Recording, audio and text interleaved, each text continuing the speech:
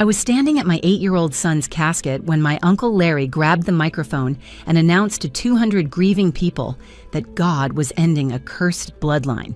But what happened next turned my son's funeral into something no one would ever forget. My name is Melora, and 3 days ago, I buried my son, Ashwin. He was 8 years old, loved space more than anything, and died in my arms after 2 days of agony that no doctor could explain. If you think you know where this story is going, you're wrong. Because while I stood there in that funeral home, drowning in grief, a 9-year-old boy would reveal something that would send my uncle to prison for the rest of his life. But I'm getting ahead of myself. Let me tell you about the people in this story, because you need to understand who they were before that horrible day changed everything. Ashwin was my whole world. Brown eyes that sparkled when he talked about planets, messy black hair that stuck up no matter how much I smoothed it down, and a smile that could make anyone believe in goodness again. He wasn't just my son, he was my redemption after a marriage that nearly broke me. When his father walked out on us 6 years ago, Ashwin grabbed my hand and said, "It's okay, Mom. We don't need him. We have each other and the whole universe." He was 2 years old and already wiser than most adults I knew. Uncle Larry was my father's older brother, 58 years old, and a deacon at Houston's largest Baptist church. He had this way of entering a room that made everyone stand a little straighter, speak a little quieter. Salt and pepper beard always perfectly trimmed, suits that cost more than my monthly rent, and eyes that seemed to look right through you, searching for sin. He'd never forgiven me for divorcing Terrence, even after I showed him the bruises. "Marriage is sacred, Melora," he'd said. "You work through difficulties with prayer, not lawyers." Then there was Deacon, Ashwin's best friend from next door. 9 years old, quiet, where Ashwin was loud, cautious, where Ashwin was brave. They'd met 2 years ago when Deacon's family moved in, and it was like watching two puzzle pieces click together. Deacon wore thick glasses that made his eyes look enormous, and he had this habit of pushing them up his nose when he was thinking hard about something. His real name was actually Deacon, not a nickname, which Ashwin thought was the coolest thing ever. "He's named after church people, and I'm named after a tree," Ashwin would laugh. "We're like a weird superhero team." The boys were inseparable. Every day after school, they'd race to our backyard where they'd built what they called their space station out of cardboard boxes and Christmas lights. They had elaborate plans to become astronauts together, had even written NASA letters asking if best friends could be on the same space mission. NASA actually wrote back saying friendship was important for long space journeys. Ashwin framed that letter and hung it above his bed. My parents, Judith and Harold, lived across town in the same house where I grew up. Mom was a retired teacher who still wore her reading glasses on a chain around her neck and kept tissues tucked in her sleeve. Dad was quieter, a mechanic who'd rather fix things than talk about feelings, but who'd shown up every single Sunday since the divorce to take Ashwin to the park. They were good people caught between their love for me and their fear of Larry, who controlled the family with his position in the church and his judgments that felt like prophecies. The extended family was complicated. Aunt Bethany, Larry's wife, smiled too much and spoke too little. Their 3 kids, my cousins Roger, Patricia, and little Samuel, treated Larry like he was one step below God himself. There were others too. Great aunts who whispered about my divorce at every family gathering, cousins who'd stopped inviting us to birthday parties, and church members who looked at Ashwin with pity, like he was marked by my sins. But in our little duplex on Maple Street, none of that mattered. Ashwin had covered his bedroom ceiling with glow-in-the-dark stars in actual constellation patterns.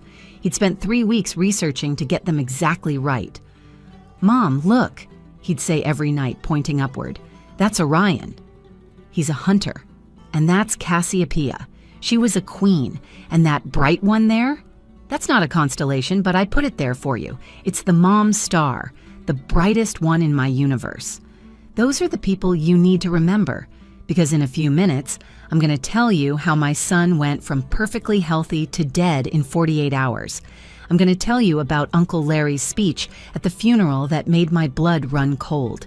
And I'm going to tell you how a 9-year-old boy with thick glasses and a NASA pin became the bravest person in a room full of adults. The morning Ashwin died, he looked at me with those beautiful brown eyes and said, "Mom, Tell Deacon he was the best space brother ever." I promised I would, thinking he was just scared. I had no idea those words would become evidence in a murder trial. This is the story of how my family's darkest day became the moment truth finally won. And it all started with Uncle Larry picking up that microphone, his voice echoing through the funeral home like thunder, while my baby boy lay in a casket decorated with paper stars that Deacon had folded, one for every planet they'd planned to visit together. The week before Ashwin died was perfect. I know people say that about times before tragedy strikes, but it really was. Monday morning, he'd scored his first home run in Little League. I can still see him rounding third base, his face lit up with disbelief and joy, his teammate Deacon jumping up and down in the dugout. Tuesday, he'd aced his solar system project, coming home with a gold star and his teacher's note saying he'd taught the class facts even she didn't know. Wednesday, we'd had tacos, his favorite, and he'd laughed so hard at my terrible jokes that milk came out his nose. Thursday, we'd started planning his 9th birthday party just 2 weeks away. He wanted a NASA theme, of course. "Mom, can we get real astronaut ice cream?" he'd asked, sitting at our small kitchen table with party supply catalogs spread everywhere. "And can Deacon's cake be chocolate while mine's vanilla?" That way we both get our favorites. That was Ashwin, always thinking about others. Even his birthday had to include his best friend's preferences. Our duplex on Maple Street wasn't much to look at from the outside. Faded blue siding, a front door that stuck in humid weather, and a patch of yard just big enough for the boys' cardboard space station. But inside, it was our sanctuary. Every wall held Ashwin's artwork, from finger paintings he'd made in preschool to his recent detailed drawings of rocket ships. The refrigerator was covered in his tests, all A's and B's, and photos from our adventures.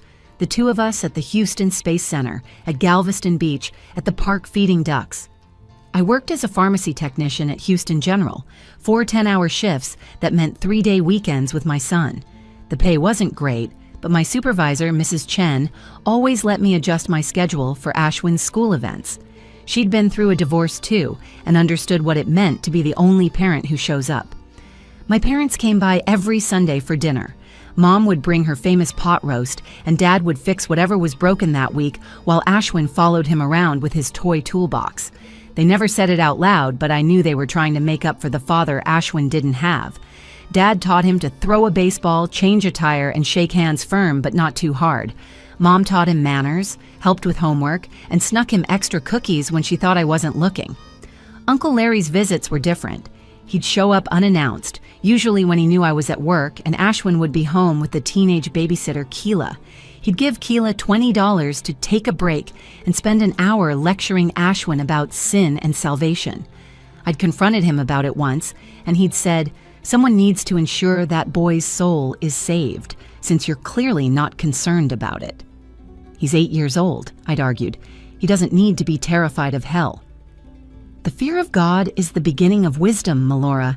You'd know that if you still came to church." I'd stopped going to Larry's church after the divorce. Too many whispers, too many looks, too many people telling me I should have tried harder or prayed more. Instead, Ashwin and I found a small community church where the pastor, Reverend Williams, taught about love more than judgment. Ashwin loved Sunday school there because they let him ask all his questions, even the weird ones like whether aliens needed Jesus too. The Friday before he died, Larry had called me at work. "I'm concerned about Ashwin," he'd said. "I've been having visions."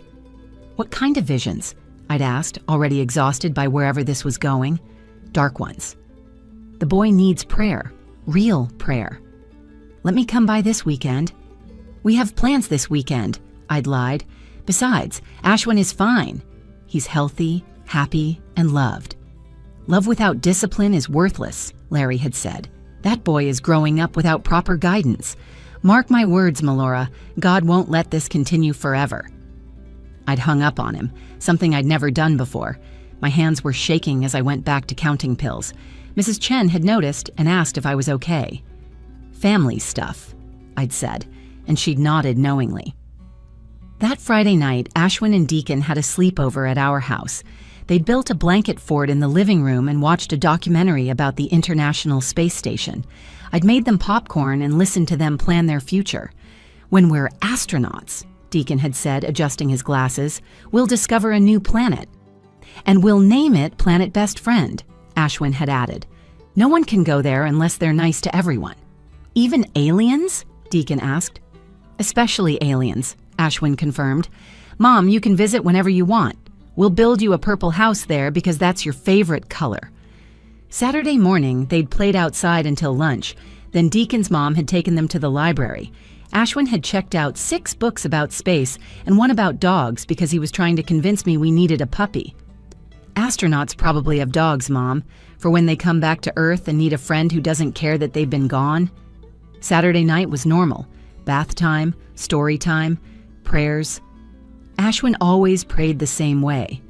"God, thank you for Mom, for Deacon, for Grandma and Grandpa, and for space. Please help everyone be happy tomorrow. And if you could make Uncle Larry smile more, that would be good too. He always looks sad even when he's being mean. Amen."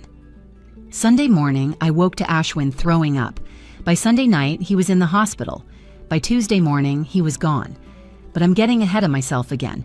What matters is that you understand we were happy. We were normal. We were a family of 2 who'd figured out how to be complete. And then, in less than 48 hours, everything ended. The funeral home smelled like lilies and wood polish.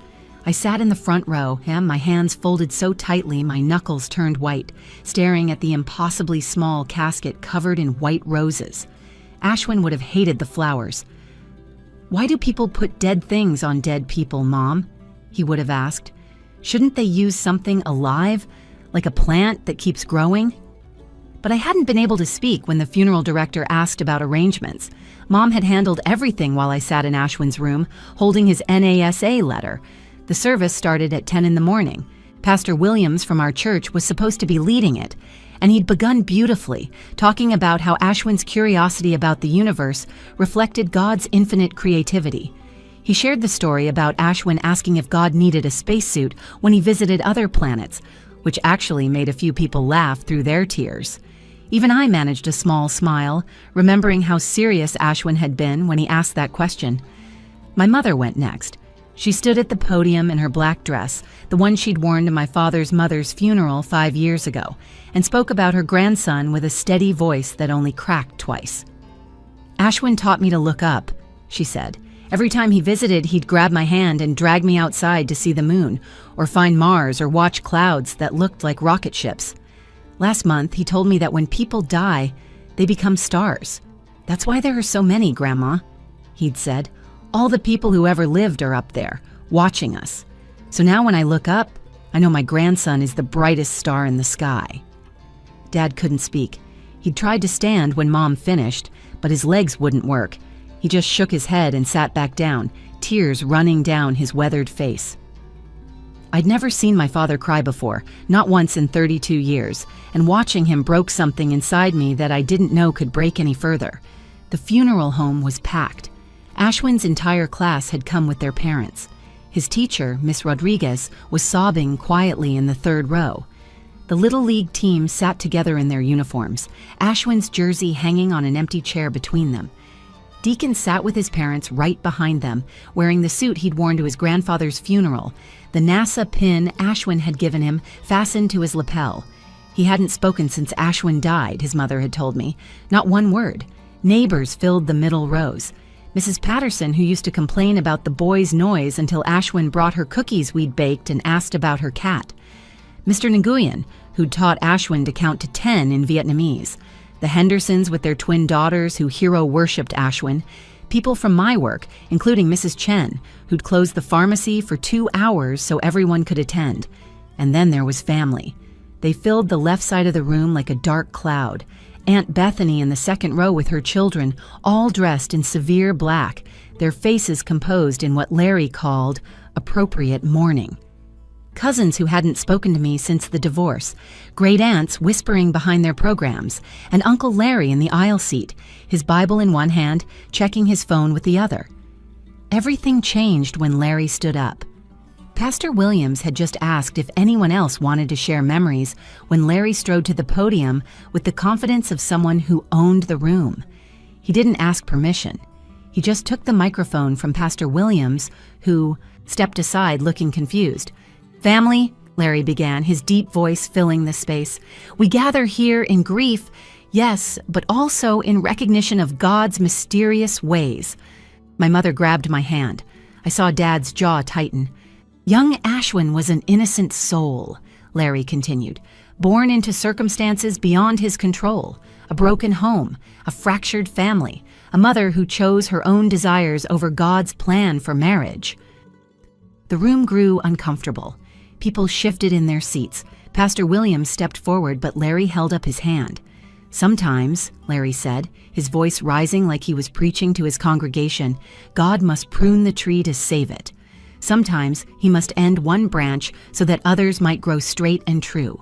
This child's death, while tragic, is perhaps divine mercy, a bloodline corrupted by divorce, by defiance of God's will, by the sin of a mother who refused to submit to her husband's authority, refused to keep her sacred vows.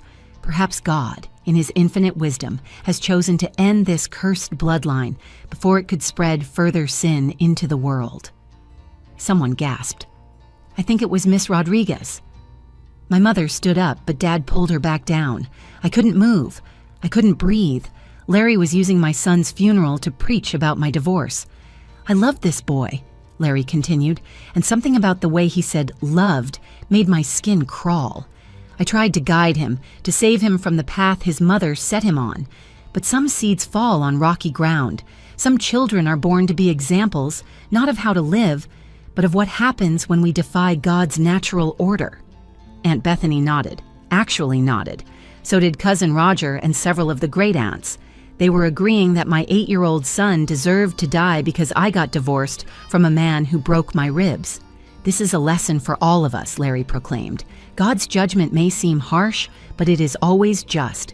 This boy's death should remind every woman here of the sanctity of marriage, every man of his God-given authority, and every child of the consequences of growing up in sin." The room was silent except for muffled crying. I finally found my voice, started to stand, my whole body shaking with rage and grief. But before I could speak, before I could scream at Larry to get away from my son's casket, a small figure stood up in the third row. It was Deacon, his thick glasses reflecting the overhead lights, his small hands clenched at his sides. He walked toward the podium with slow, deliberate steps, like he was carrying something heavy. Deacon stood there for a moment, this small boy in an oversized suit, looking up at Uncle Larry, who towered over him at the podium. The entire funeral home held its breath. Deacon's mother half rose from her seat, reaching for her son, but his father held her back, whispering something in her ear. Everyone watched as this 9-year-old boy, who hadn't spoken a word in 3 days, cleared his throat. "Uncle Larry," Deacon said, his voice surprisingly clear in the silent room, "should I tell everyone what you did the night before Ashwin died?" The color drained from Larry's face so fast I thought he might faint. His hand gripped the podium, knuckles white, and for the first time in my life, I saw fear in his eyes. "Child, you're grieving," Larry said, trying to recover his authoritative voice. "Sit down." "This isn't the time for children to speak." But Deacon didn't move. He pushed his glasses up his nose. That familiar gesture that Ashwin always said meant Deacon was about to say something important. "You just said God's judgment is always just. You said Ashwin died because of sin. But what if I saw something? What if I know something that everyone here needs to know?"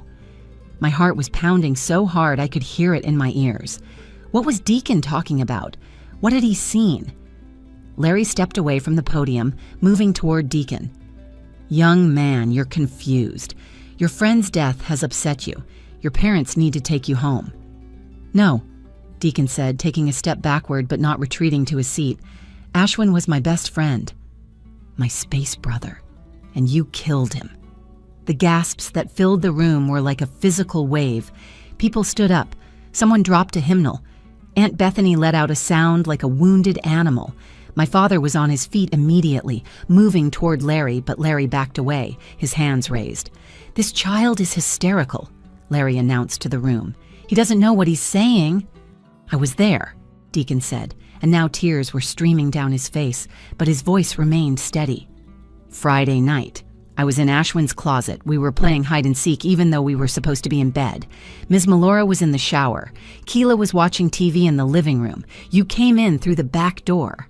The back door, the one I'd been meaning to fix because the lock didn't catch properly. The one Larry knew about because he'd offered to fix it himself just a month ago. Deacon continued, his words coming faster now. "You had something with you. A thermos. A blue one with a silver top. You went into Ashwin's room and woke him up. You told him you had special juice for him.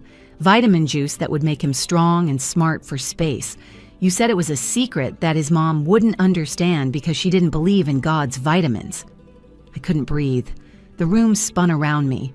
My mother's arms were around me, holding me upright, but all I could see was Deacon's face, so young and so brave, telling this impossible story. "Ashwin didn't want to drink it," Deacon said. "He said it smelled funny, like the garage. But you told him that God wanted him to drink it, that if he loved his mom, he'd drink it and become the son she deserved. You said it would fix everything that was wrong, that it would make his bloodline pure." Pastor Williams had his phone out, I noticed distantly. He was calling someone. Several. People were recording on their phones. Larry was backing toward the exit, but Mr. Nguyen and 2 other men blocked his path. "He drank it because you scared him," Deacon continued, his voice breaking now. "You held his nose and made him drink all of it. Then you told him that if he said anything, God would punish his mom. You said the juice would make him sleep, and when he woke up, everything would be better. Then you left through the back door." "Lies!" Larry shouted, but his voice cracked. "This child is making up stories." "I stayed in the closet for another hour because I was so scared," Deacon said. Ashwin got back in bed and said his stomach hurt. By morning, he was throwing up. "I wanted to tell someone, but I was scared no one would believe me. I'm just a kid. You're a church leader." But then you stood up there and said God killed him, and I knew I had to tell the truth. Ashwin would want me to tell the truth. My father had his phone out now too, and I could hear him saying police and funeral home and emergency. Someone in the back was already on the phone with 911. The funeral director appeared with 2 security guards, positioning themselves near the exits. Deacon looked directly at me then, his eyes huge behind his glasses. "I'm sorry, Ms. Melora." I should have come out of the closet. I should have stopped him. I should have told someone right away. But I was scared, and I didn't know the juice would hurt him. I thought it was really vitamins. "I'm so sorry." I broke away from my mother and ran to Deacon, dropping to my knees in front of him, pulling him into my arms. "You brave, brave boy," I said into his hair. "You just saved other children. You did the right thing. Ashwin would be so proud of you, so proud." Over Deacon's shoulder, I saw Larry try to push past Mr. Nguyen. "This is insane. You're believing the fantasies of a traumatized child. I was home that night with my family." "No, you weren't," a small voice said. It was Aunt Bethany, standing now, her face pale, but resolved. "You said you had a church meeting. You were gone from 7 to midnight. You came home and took a shower immediately, and you threw your clothes in the washer. I thought it was strange, but I never question you. God help me, I never question you." The sirens were audible now, growing closer. Larry made one more attempt to reach the door, but this time it was his own son, Roger, who stopped him. "Dad, what did you do?" Roger asked, his voice hollow. "What did you do to that little boy?" Larry looked around the room wildly at all these faces that had once respected him, feared him, followed him. "I was doing God's work," he said, and those 5 words sealed his fate. Someone had to stop the corruption from spreading. The police arrived then, 3 officers entering the funeral home with quiet authority. Deacon was still in my arms, his whole body shaking, as they read Larry his rights and led him away in handcuffs past his sons. Casket, past the flowers and the photos and all the testament to a life cut short. I heard him mutter, "It was supposed to look natural. It was supposed to be God's will." Deacon pulled back from my embrace and looked at me with those serious eyes. "Ms. Melora, there's something else. Ashwin wanted me to tell you something. Friday night, after Uncle Larry left, he called me over to his bed. He said his head felt funny and his stomach hurt, but he wanted me to know that if anything happened to him, you were the best mom in the whole universe. He said he loved you more than all the stars. I held that brave little boy and cried for my son, for the truth he'd revealed, for the horror of what had happened in our home while I stood under the shower, unaware that 20 feet away, my brother-in-law was poisoning my baby with antifreeze from a thermos, calling it God's vitamin while my son drank death because he trusted an adult who spoke of heaven. The funeral home erupted into chaos the moment the police took Larry away. People were crying, shouting, calling others on their phones. Aunt Bethany had collapsed into a chair, her children surrounding her with bewildered faces. But in the middle of all that noise and confusion, Detective Maria Santos arrived and took control. She was a small woman with sharp eyes and a calm voice that somehow cut through everything else. "Everyone please remain seated," she announced. "This is now a crime scene. We'll need statements from several witnesses." She approached me first, where I still knelt with Deacon. "Ma'am, I'm very sorry for your loss." "Is this the boy who witnessed the incident?" I nodded, unable to speak. Deacon's parents had reached us by then, his mother crying, his father's face grim. Detective Santos knelt down to Deacon's level. "You did a very brave thing today," she told him. "Can you come with me and tell me everything you saw? Your parents can come too." As they led Deacon away to a quiet room, Detective Santos turned back to me. "We'll need to exhume your son's body immediately. If what the boy says is true, there will be evidence. Antifreeze poisoning is very detectable." "The hospital," I managed to say. "They said they couldn't figure out what was wrong." "His kidneys failed. They said it was some kind of rapid infection." "Antifreeze attacks the kidneys," she said gently. "Without knowing to look for it specifically, it can be missed. Especially if someone brings a child in already critical, claiming they just got sick suddenly." My mind was racing, putting pieces together. "Larry took out a life insurance policy," I said suddenly. "My mother mentioned it a few months ago. She thought it was strange, but Larry said it was to help with college expenses if anything happened to me." Detective Santos's expression darkened. "Do you know how much?" "No, but he's been having money problems." Bethany mentioned once that they were behind on their mortgage, but then suddenly they weren't. This was about 6 months ago. The detective made notes. "We'll look into all of that." Over the next hour, the truth unraveled like a horrible tapestry. Roger, Larry's own son, approached the police with shaking hands and told them his father had been researching poisoning methods on his computer. He said he was writing a murder mystery for the church newsletter. Roger said, his voice hollow. "I helped him research how long different poisons take to work. God forgive me, I helped him plan this." Aunt Bethany, once she started talking, couldn't stop. He'd been talking about Melora and Ashwin for months, saying they were a stain on the family name. He said God spoke to him in dreams, told him the bloodline needed to be cleansed. I thought it was just talk, his horrible, judgmental talk that I'd learned to tune out after 30 years of marriage. Then came the most chilling revelation. Little Samuel, Larry and Bethany's youngest, just 7 years old, approached Detective Santos with his iPad. "Daddy made me promise not to tell," he said, "but he has videos on here of cousin Ashwin. Lots of them. The videos were surveillance footage. Larry had hidden cameras in our home months ago during his visits. Videos of Ashwin playing, sleeping, eating. Videos of me at vulnerable moments. Videos that showed him studying our routines, learning when we were most vulnerable. He knew I showered every Friday night at 8:30 while the boys played," I said, feeling sick. He knew Keela would be distracted by her shows. He planned this for months. The medical examiner arrived and confirmed what we now all knew. The initial hospital tests had been looking for infections, not poisons. A specific test for ethylene glycol would have found it immediately. But no one thinks to test an 8-year-old for antifreeze poisoning when a hysterical mother brings him in, claiming sudden illness. The amount found in the thermos residue Deacon described would have been lethal within 48 to 72 hours without treatment, the medical examiner explained.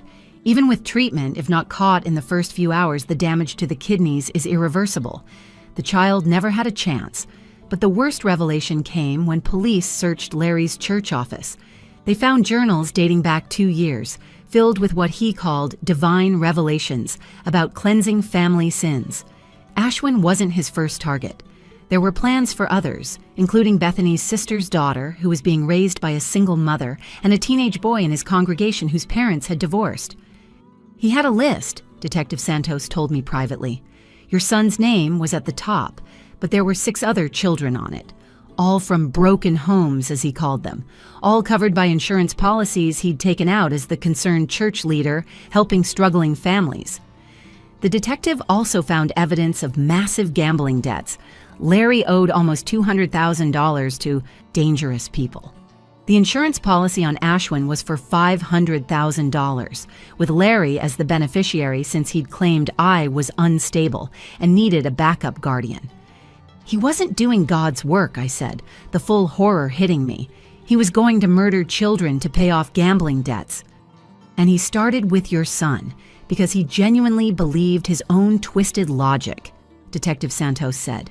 The gambling debts were the trigger, but his journals show he'd been fantasizing about cleansing your family line since your divorce. The money problems just gave him an excuse to act on it. As the police continued their investigation, Pastor Williams approached me. Melora, I want you to know that the real church, the one that actually follows Christ's teachings, condemns this absolutely. Larry perverted faith to justify murder. That's not God. That's evil hiding behind God's name. By the end of that horrible day, the full scope was clear. Larry had murdered my son for money, using religion as his cover. He'd spent months planning, weeks preparing, and had nearly gotten away with it. If not for a brave 9-year-old boy hiding in a closet, playing hide-and-seek when he should have been in bed, Larry would have collected his blood money and moved on to the next child on his list. The prosecutor later told me Larry faced 7 counts of attempted murder for the other children on his list, 1 count of first-degree murder for Ashwin, insurance fraud, and dozens of other charges related to the surveillance equipment found in our home. He would never see freedom again. But that didn't bring my son back. It didn't undo the fact that while I stood in my shower, washing the day off, 20 feet away, my son was being murdered by a man who quoted scripture while pouring poison down his throat. It didn't change the fact that Ashwin died believing he was drinking special vitamins that would make his mother proud. Deacon later told me the last thing Ashwin said that night, after Larry left. Deacon, I don't think that was really vitamins. But if Uncle Larry says it'll help Mom be happy, then I hope it works. I just want her to be happy. My baby died thinking he was helping me. Larry had weaponized my son's love for me, turned it into the tool of his own destruction. That, more than anything else, was the evil of it. He'd made my son's pure heart complicit in his own murder. The trial lasted 3 weeks. Larry's lawyers tried to claim mental illness, religious delusion, anything to avoid the death penalty. But the evidence was overwhelming. The surveillance videos, the insurance policies, the journal entries, the list of future victims, and most damning of all, his own confession recorded on Roger's phone when he'd visited his father in jail. They were all going to hell anyway, Larry had said. At least this way, their deaths served a purpose. My debts would have destroyed my ministry. God's work required sacrifice. The jury deliberated for less than 2 hours. Guilty on all counts. Life in prison without the possibility of parole. When they read the verdict, Larry stood up and pointed at me. That boy is in hell because of your sins, Melora. I was trying to save him. The bailiffs dragged him out while he screamed about divine justice. Aunt Bethany divorced him before the trial even started. She testified against him, revealing years of financial deception and psychological abuse we'd never known about. She discovered he'd taken out policies on their own children, too. I was living with a monster, she told me after her testimony, and I was too scared and too trained in submission to see it. The church expelled Larry posthumously from his deacon position and established the Ashwin Memorial Fund for children who've lost parents to violence. They raised $40,000 in the first month. Pastor Williams made sure every penny went to space camps and science programs for underprivileged kids. Your son wanted to explore the stars, he told me. Now his memory will help other children reach them. But the most extraordinary change came from Deacon. The trauma of that night, of keeping that terrible secret for even a few days had damaged him deeply. His parents tried therapy, medications, everything, but he retreated further into himself. He stopped eating, stopped speaking again, stopped pushing his glasses up when he was thinking. 6 months after the funeral, his parents came to me with a request that shocked everyone. "He only seems calm when he's at your house," his mother said, "when he's in Ashwin's room with those glow-in-the-dark stars." We know this is a lot to ask, but would you consider taking him in? Just temporarily? Temporarily became permanently. 2 years later, when Deacon's parents died in a car accident, a drunk driver hitting them on their anniversary dinner, I became his legal guardian.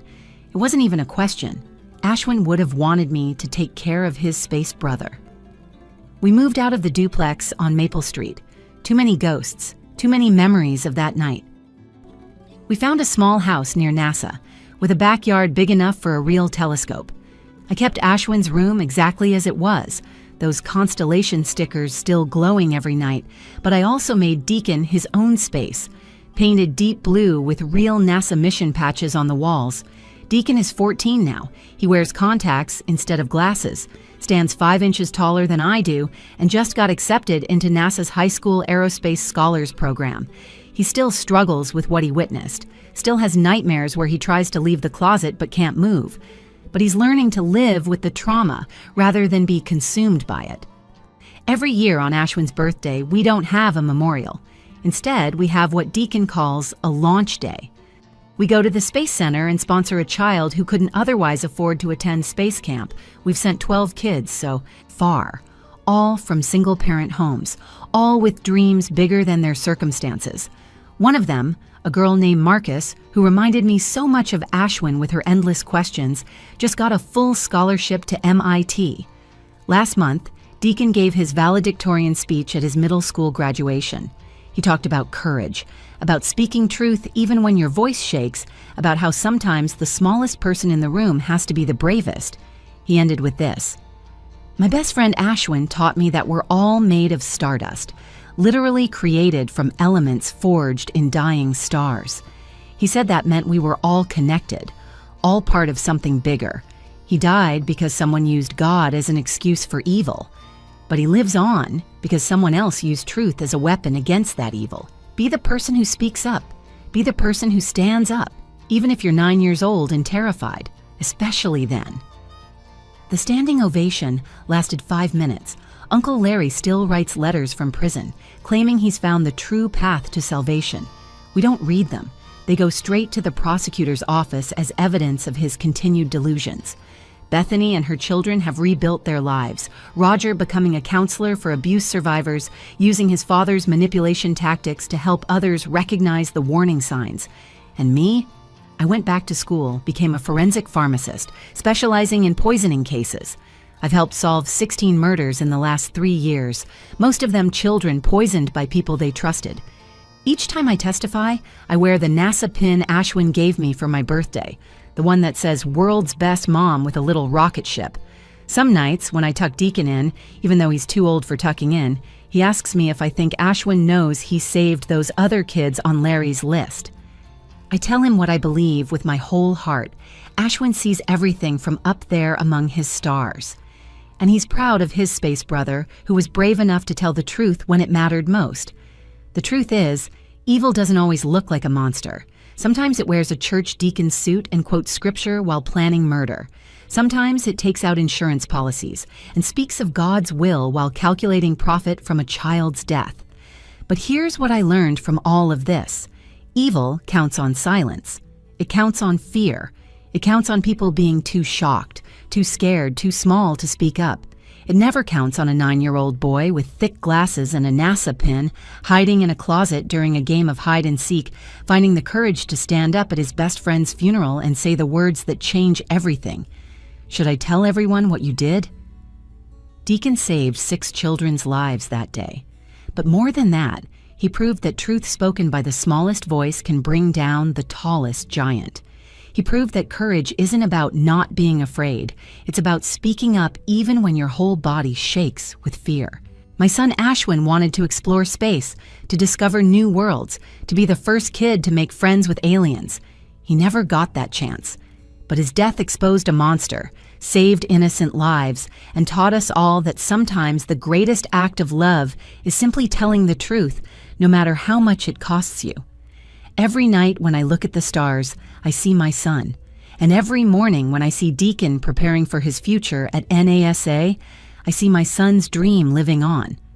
Larry tried to end a bloodline. Instead, he created a legacy of justice, truth, and courage that will outlive us all. If you found this story meaningful, please like this video and share it. Someone in your life might need to hear that their voice matters, that speaking truth can save lives. Comment below if you've ever had to find courage in an impossible moment. And please subscribe to our channel for more stories of ordinary people facing extraordinary circumstances. Remember, you're never too small to make a difference. Sometimes the smallest voices speak the loudest truths.